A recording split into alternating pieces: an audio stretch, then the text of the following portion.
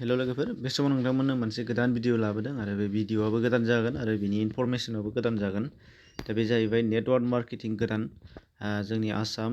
आरो नर्थ इस्टजों लोगोसे बियो जोंनि BTC आव माने लन्च जाबाय आरो बियो बावैसो लन्च जादों दा बिनि बागै नोंथांमोननो खिन्थानो लानाय जादों बियो एक्चुअलि मा कम्पानि एबा मा नेटवर्क मार्केटिं बिनि बागै डिटेल्स नोंथांमोना बेयाव मोनगोन दा बेनिखायनो नोंथांमोननि सिगाङाव बेखौ फार्स्टआव बुंखानानै जायो नागिरदों दे जायफोर बिथांमोना माने नेटवर्क मार्केटिंनि सायाव मोजां मोना एबा नेटवर्क मार्केटिंआ मा बेनि बागै एबा बेखौ माने नायनो बायो बिथांमोना नायाबानो जागोन आरो जायफ्रा इन्टारेस्टेड बिथांमोना नायनो हागोन नोंथांमोनहा खोनासंनो हागोन आरो जायफ्रा मा बुस्थु बेखौ खोनासंनो जास्ट लुबैदोंबा नोंथांमोना बेखौबो खोनासंनो हागोन दा बे मोनसे नेटवर्क मार्केटिं गोदान आरो मा बेयो बेनि सायाव फैदो नायदिनि फारि फारियै गिबियावनो बुंखादों जायफोरा फायार जायो नेटवर्क मार्केटिं होनबा बिथांमोना नायनो नाङा आरो रिएक्ट खालामनो नाङा दानिया फैदो फार्स्टआव बुङो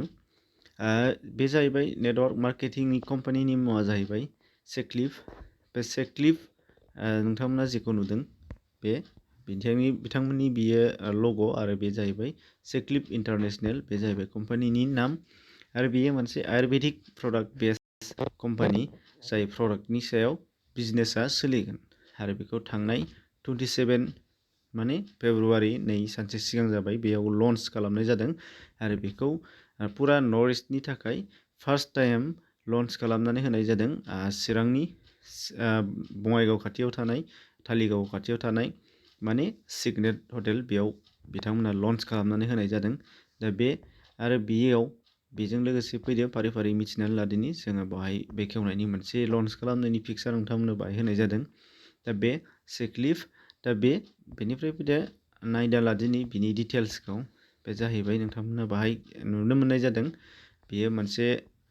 रेजिस्टार्ड कम्पानि जायो मा होनदों निउ दिल्लीयाव बिनि हेडक्वार्टार दङ एबा हेड अफिसा दङ बेनिफ्राय ब्रान्च अफिस दङ हायद्राबादाव दा बेनिफ्राय बेयाव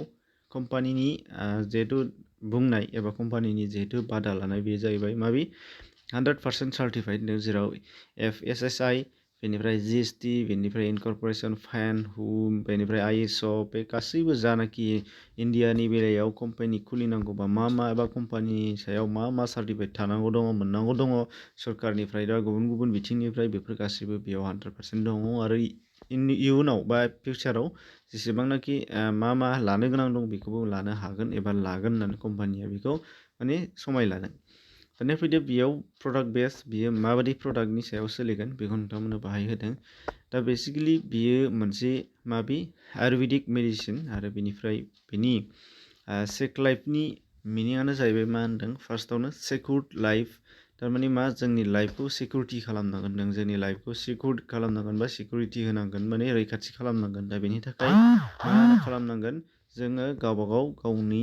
आदारखौ सुस्थ' मथन जानांगोन दा बेनि थाखाय जोङो गावखौनो फाहामनानै लानायनि मोनसे लामा आरो दा बेबादि मोनसे कम्पानि जाय नोंथांमोना बेबादि गुबुन कम्पानि दा सोलिबाय थानाय बा माखासेया फर्मार बा सिगाङाव सोलिलांनाय बेफोरबायदि गोबांथार माखासे नेटवर्क मार्केटिं नुनो मोननाय जादोंमोन बेफोर प्रडाक्ट बेसखौ दा बेबायदिनो बियो मोनसे आरो बियो दिनैसिम गोदान दा बेयाव होदों बिथांमोना खिन्थानानै होदों वान स्टप सलिउसन माने मा खनसे बाहायनायनि गेजेरजोंनो खारनांगौ बा खनसेजोंनो हामनांगौ दा बियो बिथांमोननि वान स्टप सलिउसन बेखौ बिथांमोना बुंना लाखादों दा बेनिफ्राय प्रडाक्ट हिसाबै बेयाव बर्थमान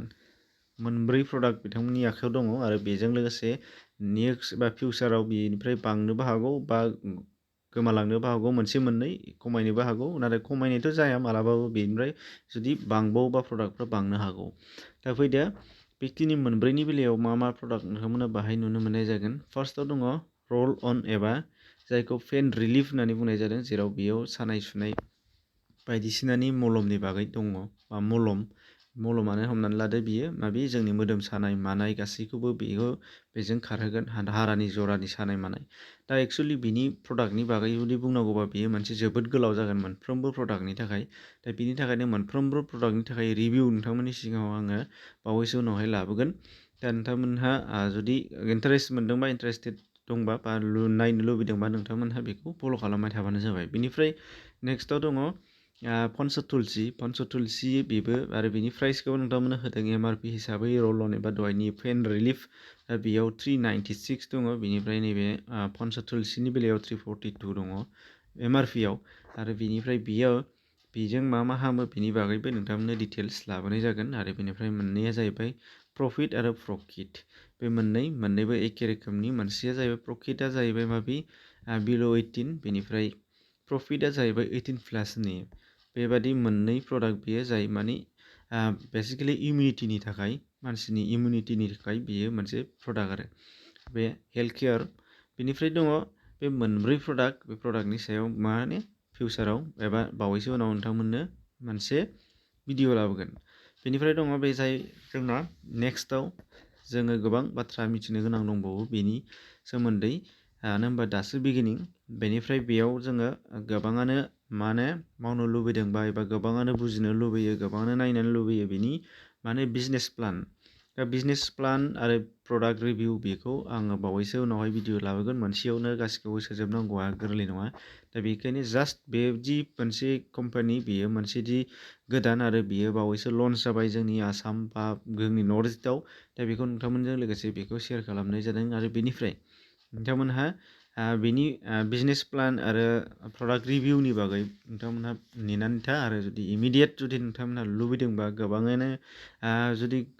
जोबोद इन्टारेस्टेड जाथारबायबा नोंथांमोनहा बेखौ कन्टेक्ट खालामनो हानाय जागोन डिसक्रिपसनाव मोनसे लिंक दं नाम्बार दं बेयाव थांनानै नोंथांमोनहा कन्टेक्ट खालामनो हानाय जागोन दा बेखिनि आरो बिनि उनावहाय नोंथांमोनहा बिनि गासै डिटेल्स जुदि नोंथांमोनहा कम्पानिनि बागै नायनो लुबैदोंबा बिनि लिंक डिसक्रिपसनाव नोंथांमोनहा डाइरेक्टलि मोनगोन आरो बेजों लोगोसे नोंथांमोनहा बेयाव गासैखौबो नायखांनायनि उनावहाय भिडिअखौ नायखांनायनि उनाव बा नोंथांमोनहा वेबसाइटआव गावबागाव नायखांनायनि उनाव जुदि नोंथांमोनहा जयनिं एबा फ्रि जयनिं बा जायखिजाया जयनिंनि जुदि माबा मोनसे खोथा सानदोंबा नोंथांमोनहा डिसक्रिपसननि लिंकनि गेजेरजों थांनानै बा डिसक्रिपसनाव हाबनायनि गेजेरजों नोंथांमोनहा कन्टेक्ट खालामनो हागोन आरो नोंथांमोनहा गावबागाव माने गोबां बांसिन साबसिनै इनफरमेसन लानो हानाय जागोन गावबा गावनो दा बेखिनि एसेनोसै गोजोन्थों